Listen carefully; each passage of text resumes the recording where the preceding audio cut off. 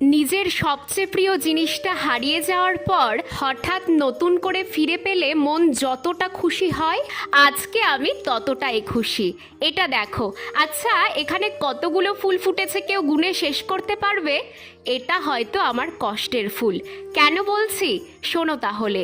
এই গাছটা আমি লাগাইনি জানো তো, আর এই টবটাও আমি ছাদের এক কোণে ফেলে রেখেছিলাম, কারণ আমার লাগানো প্রথম গোলাপ চারাটা আমি এই টবেই বসিয়েছিলাম।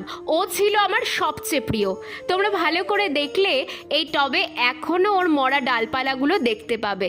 অনেক ফুল দেওয়ার পর আগের বছর গরমে ও মারা যায়, খুব কষ্ট পেয়েছিলাম জানো তো, তাই ওর স্মৃতিটুকুই রেখে দিয়েছিলাম। হঠাৎ এই বর্ষায় দেখছি একটা পুর্তলিকা জন্মালো একা একাই, আর আজকে তার এমন রূপ। জানো তো, একটা কথা আমি খুব বিশ্বাস করি, আমি ওদের একটু ভালোবাসা দিলেই ওরা আমায় এক আকাশ ভালোবাসা দেবে।